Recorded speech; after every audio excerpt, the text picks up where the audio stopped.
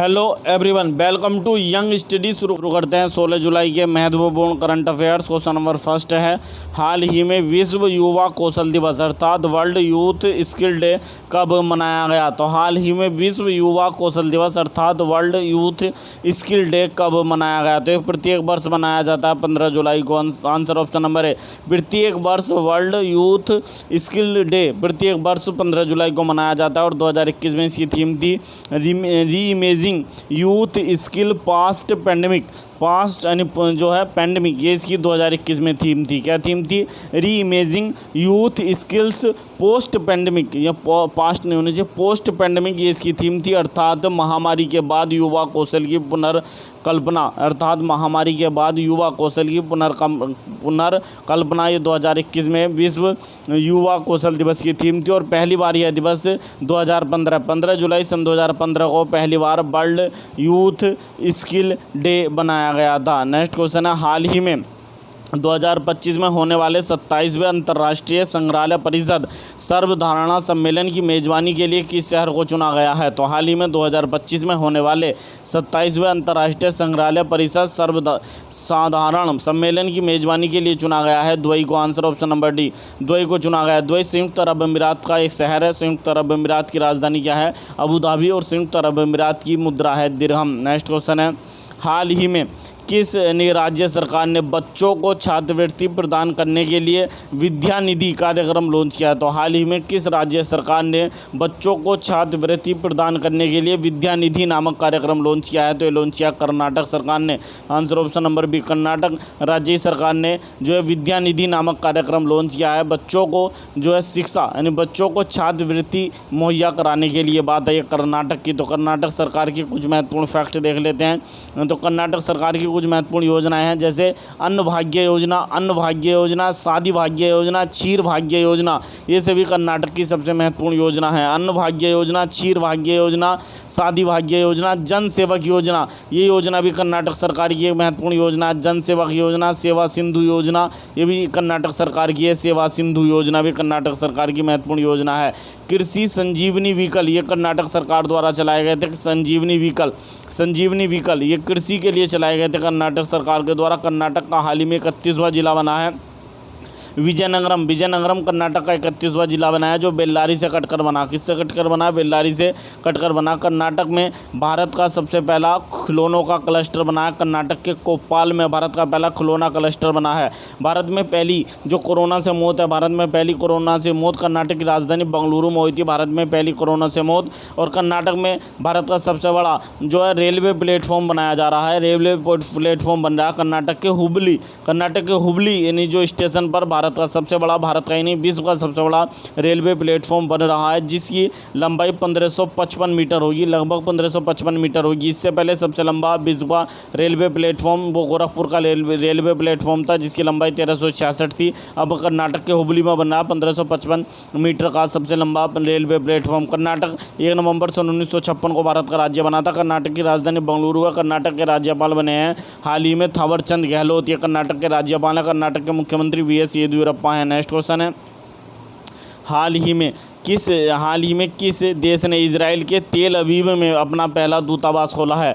तो हाल ही में किस देश ने इजराइल के तेल अवीव में अपना पहला दूतावास खोला है? और ये पहला दूतावास खोला, और ये ऐसा देश बन गया, पहला खाड़ी देश है जिसने इजराइल में अपना दूतावास खोला। यह है answer option number C, UAE पहला खाड़ी देश बन चुका है। पहला खाड़ी देश जिसने इजराइल देश में अपना दूतावास खोला है। और इजराइल के तेल अवीव में इन्होंने अपना जो है दूतावास खोला है। यूएई की फुल फॉर्म होती है संयुक्त अरब अमीरात, अर्थात यूनाइटेड यानी संयुक्त अरब अमीरात, ये यूएई है। यूएई को क्या कहते हैं? संयुक्त अरब अमीरात। इसकी राजधानी क्या है? Abu Dhabi. यूएई की राजधानी है अबू धाबी, और यूएई की मुद्रा दिरहम है। बात है ये इजराइल की, तो इजराइल में ये खोला गया है। तो इजराइल की राजधानी क्या है? जेरूसलम इजराइल की राजधानी है। इजराइल की संसद है का क्या नाम है? इजराइल की संसद का नाम है दानेसेट। इजराइल की मुद्रा है न्यू शेकेले इजराइल की मुद्रा है। इजराइल के 11वें राष्ट्रपति बने हैं हाल ही में सर आइजैक हर्जोग, ये हाल ही में 11वें राष्ट्रपति बने हैं इजराइल के। और इजराइल के नए प्रधानमंत्री बने हैं। कौन बने हैं इजराइल के नए प्रधानमंत्री? यानी वेनेट नेफ्ताली इजराइल के नए प्रधानमंत्री बने हैं। नेक्स्ट क्वेश्चन है, हाल ही में केंद्र सरकार ने भारत व किस देश के बीच कोकिंग कोल, ये वेरी वेरी इंपॉर्टेंट है, कोकिंग कोल में सहयोग के लिए समझौता ज्ञापन पर मंजूरी दी है। तो हाल ही में केंद्र सरकार ने भारत और किस देश के बीच कोकिंग कोल को लेकर सहयोग, कोकिंग कोल में सहयोग को लेकर समझौता हुआ और इसकी मंजूरी दे दी। तो भारत और रूस के बीच हुआ है ये समझौता। भारत और रूस के बीच कोकिंग कोल में सहयोग को लेकर समझौता हुआ। किसके लिए समझौता हुआ है? कोकिंग कोल में सहयोग के लिए समझौता हुआ, भारत और रूस के बीच हुआ है। बात आई है रूस की, तो रूस से संबंधित कुछ महत्वपूर्ण फैक्ट देख लेते हैं। रूस की राजधानी क्या है? रूबल। रूस की राजधानी है। रूस की मुद्रा क्या है? जो रूस की मुद्रा है, सॉरी रूबल रूस की मुद्रा है। रूबल जो है रूस की मुद्रा है। रूस की राजधानी मॉस्को है। रूस के राष्ट्रपति व्लादिमीर पुतिन रूस के राष्ट्रपति हैं। रूस के प्रधानमंत्री मिखाइल मिशुस्तिन, ये रूस के प्रधानमंत्री हैं मिखाइल मिशुस्तिन। और रूस में भारतीय राजदूत है डिबाला वेंकटेश वर्मा। रूस के अंतरिक्ष एजेंसी का क्या नाम है? रोसकोसमोस, ये रूस के अंतरिक्ष एजेंसी है रोसकोसमोस। नेक्स्ट क्वेश्चन है, हाल ही में भारत ने टोक्यो ओलंपिक के लिए कुल कितने व्यक्तियों का दल भेजा है? तो हाल ही में भारत ने टोक्यो ओलंपिक के लिए कुल कितने व्यक्तियों का दल भेजा है? तो ये भेजा है 228 व्यक्तियों का। आंसर ऑप्शन नंबर डी 228 व्यक्तियों का दल भेजा गया है। हाल ही में भारत ने टोक्यो ओलंपिक के लिए टोटल 228 जो है सदस्यों का या व्यक्तियों का दल भेजा है। इसमें जो है 119 खिलाड़ी हैं। इनमें से 228 में जो है 119 खिलाड़ी हैं और जो है इनके प्रशासक और जो अन्य काम के लिए गए हैं। 228 में 119 खिलाड़ी यानी अर्थात एथलीट हैं, खिलाड़ी हैं। इन 119 में 67 पुरुष हैं तथा 52 महिलाएं हैं। 67 पुरुष हैं और 52 महिलाएं हैं इन 119 खिलाड़ियों में। ओलंपिक इतिहास में भारत का सबसे बड़ा खिलाड़ी दल है। ओलंपिक के इतिहास में भारत का सबसे बड़ा खिलाड़ी दल है ये। बात आई है टोक्यो ओलंपिक की, तो टोक्यो ओलंपिक से संबंधित कुछ महत्वपूर्ण फैक्ट देख लेते हैं। टोक्यो ओलंपिक के लिए जो दल गया है, इसका जो है पंच किसे नियुक्त किया गया? भारतीय दल के जो पंच अर्थात ज्यूरी कौन बने हैं? तो पवन सिंह ये भारतीय दल के पंच अर्थात ज्यूरी बने हैं। पवन सिंह, ये कौन है? पवन सिंह, तो पवन सिंह भारतीय राष्ट्रीय राइफल जो संघ है, भारतीय राष्ट्रीय राइफल संघ के संयुक्त सचिव हैं, जो भारतीय दल के पंच अर्थात ज्यूरी बने हैं।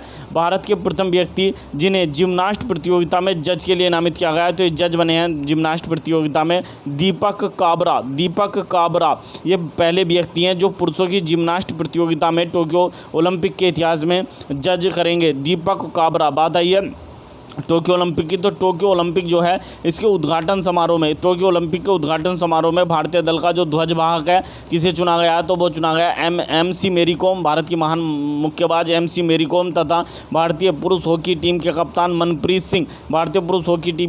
मनप्रीत सिंह, जबकि जो उद्घाटन समारोह में चुना गया इन्हें, जबकि समापन समारोह में टोक्यो ओलंपिक में भारतीय दल के ध्वजवाहक भारत के महान पहलवान बजरंग पूनिया को चुना गया। यदि टोक्यो के से पहले पैरा लगा दिया जाए तो पैरा टोक्यो ओलंपिक के लिए भारतीय दल का ध्वजवाहक किसे चुना गया है? तो पैरा टोक्यो ओलंपिक के लिए चुना गया मरियप्पन थंगावेलु को चुना गया है। नेक्स्ट क्वेश्चन है, हाल ही में केंद्र सरकार ने भारत और किस देश के बीच स्वास्थ्य एवं चिकित्सा में सहयोग के लिए समझौता किया है? तो हाल ही में भारत और किस देश के बीच स्वास्थ्य तथा चिकित्सा के क्षेत्र में सहयोग के लिए समझौता हुआ है? तो भारत और डेनमार्क के बीच हुआ है। Answer option number B, Bharat और डेनमार्क के बीच हाल ही में चिकित्सा और स्वास्थ्य के क्षेत्र में सहयोग के लिए समझौता हुआ। किस क्षेत्र में? स्वास्थ्य और चिकित्सा के क्षेत्र में सहयोग के लिए भारत और डेनमार्क के मध्य समझौता हुआ। डेनमार्क की राजधानी कोपेनहेगन है और डेनमार्क की मुद्रा क्या है? क्रोन है। नेक्स्ट क्वेश्चन है, हाल ही में प्रधानमंत्री नरेंद्र मोदी ने किस राज्य में स्थित North Eastern Institute of Medicine का नाम बदलकर North Eastern Institute of Ayurveda and folk medicine research कर दिया है? तो हाल ही में प्रधानमंत्री नरेंद्र मोदी ने किस राज्य में स्थित North Eastern Institute of Medicine का नाम बदलकर North Eastern Institute of Ayurveda and folk medicine research कर दिया है? ये स्थित है अरुणाचल प्रदेश में। Answer option number C, Arunachal Pradesh के पासीघाट में स्थित है इंस्टीट्यूट। अरुणाचल प्रदेश के पासीघाट नामक स्थान पर स्थित है, अरुणाचल प्रदेश के पासीघाट में स्थित है। बात आई अरुणाचल प्रदेश की, तो अरुणाचल प्रदेश से कुछ महत्वपूर्ण फैक्ट देख लेते हैं। अरुणाचल प्रदेश में एक मेला लगता है प्रत्येक वर्ष, यानी परशुराम कुंड मेले का आयोजन किया जाता है। अरुणाचल प्रदेश में प्रत्येक वर्ष परशुराम जो कुंड मेला है या परशुराम कुंड यात्रा का आयोजन किया जाता है अरुणाचल प्रदेश में। अरुणाचल प्रदेश की सरकार ने 2021 का जो साल है इसे ईयर ऑफ एजुकेशन चुना, अर्थात शिक्षा का वर्ष घोषित किया है 2021 को अरुणाचल प्रदेश की सरकार ने ईयर ऑफ एजुकेशन नामित किया है। देखो अपना प्रदेश नामक कार्यक्रम अरुणाचल प्रदेश की सरकार ने चलाया है। देखो अपना प्रदेश नामक कार्यक्रम अरुणाचल प्रदेश की सरकार द्वारा चलाया गया था। अरुणाचल प्रदेश भारत का राज्य कब बना था? तो अरुणाचल प्रदेश भारत का राज्य बना था 20 फरवरी। अरुणाचल प्रदेश जो है भारत का राज्य कब बना था? अरुणाचल प्रदेश 20 फरवरी सन 1987 को भारत का राज्य बना था। अरुणाचल प्रदेश की राजधानी जो है ईटानगर है। अरुणाचल प्रदेश की राजधानी ईटानगर है। अरुणाचल प्रदेश के राज्यपाल BD मिश्रा हैं। अरुणाचल प्रदेश के मुख्यमंत्री पेमा खांडू हैं। अरुणाचल प्रदेश भारत का पहला राज्य है जहाँ वेनेडियम जो धातु होती है, वेनेडियम धातु, उसकी खोज की गई है। भारत में पहली बार वेनेडियम धातु की खोज की गई और वो कहाँ की गई? अरुणाचल प्रदेश में की गई है। Answer option number C. इस क्वेश्चन का आंसर भी ऑप्शन नंबर सी है। नेक्स्ट क्वेश्चन है, हाल ही में राज्यसभा में सदन का नेता किसे चुना गया है? तो हाल ही में राज्यसभा में सदन का नेता किसे चुना गया? तो राज्यसभा में सदन के नेता चुने गए हैं Piyush Goyal. Answer option number D, Piyush Goyal को राज्यसभा में सदन का नेता चुना गया। इनसे पहले कौन थे? थावर चंद गहलोत जो राज्यसभा में सदन के नेता थे, कौन थे? थावर चंद गहलोत। इनसे पहले बने हैं नए पीयूष गोयल। जो राज्यसभा है, राज्यसभा में विपक्ष के नेता कौन है? तो राज्यसभा में विपक्ष के नेता मल्लिकार्जुन खड़गे। ये राज्यसभा में विपक्ष के नेता हैं मल्लिकार्जुन खड़गे, राज्यसभा में विपक्ष के नेता हैं, जबकि पक्ष के नेता बने हैं पीयूष गोयल। राज्यसभा का सभापति कौन होता है? तो राज्यसभा सभापति उपराष्ट्रपति होते हैं। तो वर्तमान में M वेंकैया नायडू राज्यसभा के सभापति हैं, जबकि राज्यसभा का उपसभापति कौन है? हरिवंश नारायण सिंह, ये राज्यसभा के उपसभापति हैं। जबकि राज्यसभा में हाल ही में सदन के नेता अर्थात पक्ष के नेता कौन बने हैं? तो पीयूष गोयल, जबकि विपक्ष के नेता हैं मल्लिकार्जुन खड़गे। नेक्स्ट क्वेश्चन है, हाल ही में उपराष्ट्रपति M वेंकैया नायडू ने Urdu poets and writers James को डक्कन पुस्तक का विमोचन किया गया। इस पुस्तक के लेखक कौन है? तो हाल ही में उपराष्ट्रपति M वेंकैया नायडू ने Urdu poets and writers gems of को नहीं होना चाहिए, थोड़ी मिस्टेक हुई है, जेम्स ऑफ डक्कन नामक पुस्तक का विमोचन किया। इस पुस्तक के लेखक कौन है? तो इस पुस्तक के लेखक हैं JS Iftekhar. Answer option number B, JS Iftekhar के द्वारा लिखी गई सबसे महत्वपूर्ण पुस्तक है Urdu poets and writers gems of Deccan. ये किसके द्वारा लिखी गई है? तो JS इफ्तेखार के द्वारा लिखी गई है। ये हैदराबाद के महान पत्रकार हैं हैदराबाद के, ये पुस्तक लिखी गई है। नेक्स्ट है, इसी में हाल ही में हरियाणा के मुख्यमंत्री मनोहर लाल खट्टर ने हरियाणा पुलिस पर आधारित पुस्तक अनटोल्ड स्टोरीज़ का विमोचन किया और इसके ऊपर एक कॉफ़ी यानी टेबल पुस्तक थी, कॉफ़ी टेबल पुस्तक का विमोचन किया। इसका नाम था अनटोल्ड स्टोरीज़। हाल ही में मुख्यमंत्री मनोहर लाल खट्टर ने हरियाणा पुलिस पर आधारित पुस्तक अनटोल्ड स्टोरीज कॉफ़ी जो है टेबल का आयोजन किया। नेक्स्ट क्वेश्चन है, हाल ही में लॉन्च पुस्तक आ न्यू कोल्ड वॉर, हाल ही में लॉन्च पुस्तक a new cold war Henry Kissinger and the rise of China. इस पुस्तक के लेखक कौन है? तो हाल ही में पुस्तक लिखी गई है a new cold war Henry Kissinger and the rise of China. ये पुस्तक लिखी गई है। इस पुस्तक के लेखक हैं संजय बारू और राहुल शर्मा के द्वारा लिखी गई महान पुस्तक है। ये जो है हेनरी किसिंजर, ये कौन है? तो हेनरी किसिंजर विदेश सचिव है, अमेरिका के पूर्व विदेश सचिव है हेनरी किसिंजर, ये हैं आप देख सकते हैं, और ये चीन के राष्ट्रपति हैं। तो इनके ऊपर लिखी गई पुस्तक है a new cold war Henry Kissinger and the rise of China. ये किसने लिखी है? संजय बारू और राहुल शर्मा की महत्वपूर्ण पुस्तक है, वेरी वेरी इंपॉर्टेंट है। नेक्स्ट क्वेश्चन है, हाल ही में किस केंद्रशासित प्रदेश ने 2025 तक जैविक बनने के लिए सिक्किम के साथ समझौता किया है? तो हाल ही में किस केंद्रशासित प्रदेश ने 2025 तक जैविक बनने के लिए 2025 तक जैविक जो है बनने के लिए सिक्किम के साथ समझौता किया है? तो क्या लद्दाख ने। आंसर ऑप्शन नंबर ए, लद्दाख और सिक्किम के मध्य समझौता हुआ है और लद्दाख तो कहना चाहता है कि मैं 2025 तक पूर्ण 100% जैविक केंद्रशासित प्रदेश बन जाऊँगा। इसके लिए सिक्किम के साथ समझौता किया है। बात है लद्दाख की राजधानी क्या है? लेह। लद्दाख की राजधानी है। लद्दाख 31 अक्टूबर सन 2019 को भारत का राज्य बना था। लद्दाख के उपराज्यपाल हैं राधाकृष्ण माथुर। लद्दाख में 2 जिले हैं, लेह और कारगिल। लद्दाख में 2 जिले हैं। भारत का पहला 100% जैविक राज्य कौन सा था? तो भारत का पहला 100% जैविक क्षेत्र वाला राज्य था सिक्किम। भारत का पहला राज्य था 100% जैविक क्षेत्र वाला, और इसे 2016 में जो है जैविक राज्य घोषित किया गया था 2016 में। जबकि भारत का पहला केंद्रशासित प्रदेश जो जैविक है, भारत का पहला केंद्रशासित प्रदेश जो 100% जैविक है, उसका नाम है लक्षद्वीप। यह भारत का पहला केंद्रशासित प्रदेश है। जबकि भारत का पहला राज्य सिक्किम था। नेक्स्ट क्वेश्चन है, हाल ही में किस भारतीय ने मास्टर शेफ ऑस्ट्रेलिया के 13वें सीजन का खिताब जीता है? तो हाल ही में किस भारतीय ने मास्टर शेफ ऑस्ट्रेलिया के 13वें सीजन का खिताब जीता है? इन्होंने जीता है answer option number C, Justin Narayan ने मास्टर शेफ ऑस्ट्रेलिया के 13वें सीजन का खिताब जीता। आप देख सकते हैं जस्टिन नारायण। नेक्स्ट क्वेश्चन है, हाल ही में केंद्र सरकार ने राष्ट्रीय आयुष मिशन को कब तक के लिए प्रसारित कर दिया है? तो हाल ही में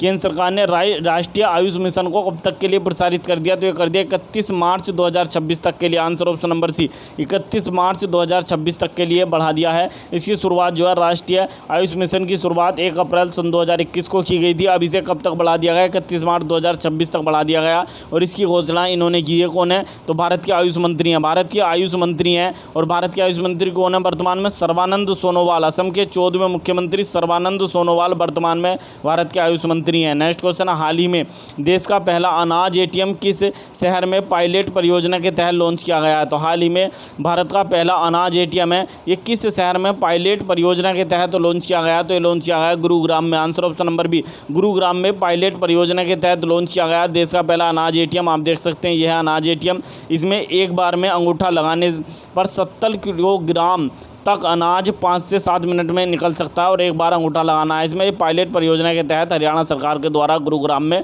भारत का पहला अनाज एटीएम शुरू किया गया है। नेक्स्ट क्वेश्चन है, हाल ही में किस आईआईटी के शोधकर्ताओं ने आलू फसल में रोगों का पता लगाने के लिए एआई अर्थात आर्टिफिशियल इंटेलिजेंस आधारित एक मोबाइल ऐप विकसित किया है? तो हाल ही में किस आईआईटी के शोधकर्ताओं ने आलू फसल में रोगों का पता लगाने के लिए एआई आधारित एक मोबाइल ऐप विकसित किया है? तो क्या आईआईटी मंडी ने? Answer option number A, IIT Mandi. ये कहाँ पर पड़ती है? आईआईटी मंडी हिमाचल प्रदेश में स्थित है।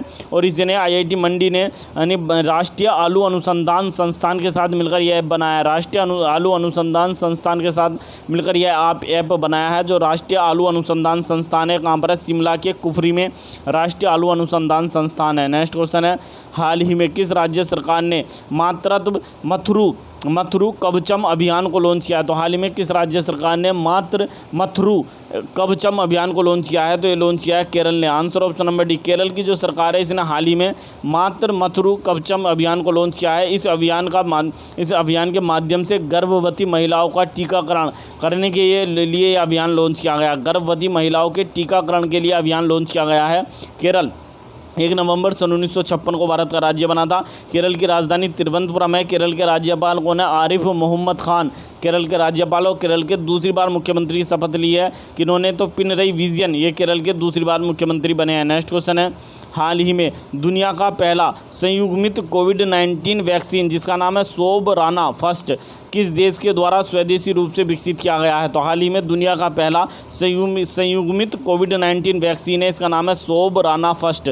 किस देश के द्वारा स्वदेशी रूप से विकसित किया गया है? तो ये किया गया है Cuba. Answer option number B, Cuba ने विकसित किया है। बात आई क्यूबा की, तो क्यूबा की राजधानी क्या? हवाना क्यूबा की राजधानी है। और क्यूबा की मुद्रा है लीरा, क्यूबा की मुद्रा क्या है? हवाना क्यूबा की राजधानी है। क्यूबा की राजधानी क्या? हवाना। और क्यूबा की मुद्रा है पीसो, क्यूबा की मुद्रा। और ये दक्षिण अमेरिका का देश है। नेक्स्ट क्वेश्चन है, हाल ही में BKS साहित्य पुरस्कार से किसे सम्मानित किया गया है? तो हाल ही में BKS साहित्य पुरस्कार से किसे सम्मानित किया गया? NN Pillai. Answer option number D, NN Pillai को सम्मानित किया गया है। इनका पूरा नाम क्या है NN पिल्लई का? तो ओम चेरी NN पिल्लई इनका पूरा नाम है। ओम चेरी NN पिल्लई को इस पुरस्कार से सम्मानित किया गया। ओम चेरी NN पिल्लई ये केरल के महान कहानीकार और नाटककार हैं।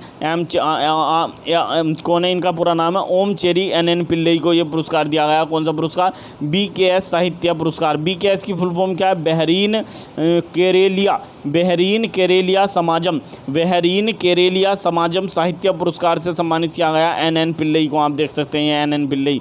नेक्स्ट क्वेश्चन है, हाल ही में मिस्टर वंडरफुल के नाम से मशहूर पॉल अर्ने डॉर्फ का निधन हो गया। उनका संबंध किस क्षेत्र से था? तो हाल ही में मिस्टर वंडरफुल के नाम से मशहूर पोल अर्ने डॉर्फ का निधन हो गया। महान पहलवान थे, WWF जो होता है उसके महान पहलवान थे। इनका हाल ही में निधन हो गया। नेक्स्ट क्वेश्चन है, हाल ही में पंजाबी गायक मनमीत सिंह का भी निधन हो गया। इन्हें सैन ब्रदर्स के नाम से जाना जाता था। मनमीत सिंह और एक और थे मनमीत सिंह और किरण पाल सिंह, इन्हें सैन ब्रदर्स के नाम से जाना जाता था। इनमें से मनमीत सिंह का निधन हो गया। हिमाचल प्रदेश की में बाढ़ की लपेट में इनका आने से निधन हो गया। नेक्स्ट क्वेश्चन है, हाल ही में विदेश मंत्री एस जयशंकर ने किस देश में हाल ही में जो है विदेश मंत्री एस जयशंकर ने किस देश में महात्मा गांधी की प्रतिमा का अनावरण किया? तो हाल ही में विदेश मंत्री एस जयशंकर ने किस देश में, सॉरी यहाँ देश होना चाहिए, किस देश में महात्मा गांधी की प्रतिमा का अनावरण किया? तो ये क्या, जॉर्जिया में। आंसर ऑप्शन नंबर है जॉर्जिया में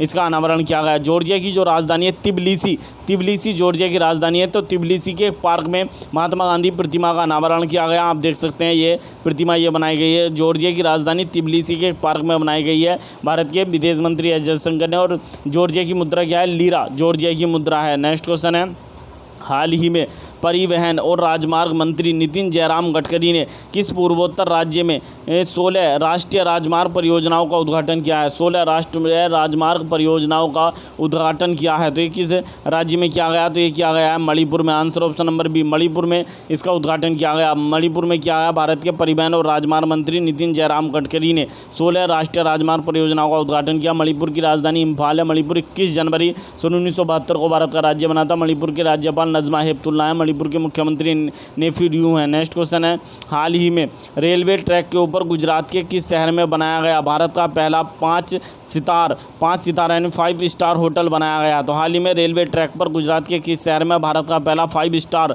होटल यानी बनाया गया? तो ये बनाया गया गांधीनगर में। आंसर ऑप्शन नंबर ए, गांधीनगर में रेलवे ट्रैक के ऊपर भारत का पहला 5 स्टार होटल बनाया गया है। आप देख सकते हैं यह रेलवे ट्रैक ये जा रहा है नीचे से और ये ऊपर बना 5 स्टार होटल, ये गांधीनगर में बना भारत का ऐसा पहला होटल है। यदि आपको हमारी वीडियो पसंद आई हो तो प्लीज़ वीडियो को अधिक से अधिक लाइक करें, अधिक से अधिक शेयर करें, चैनल को सब्सक्राइब करना ना भूलें। मिलते हैं नेक्स्ट वीडियो में। Thank you.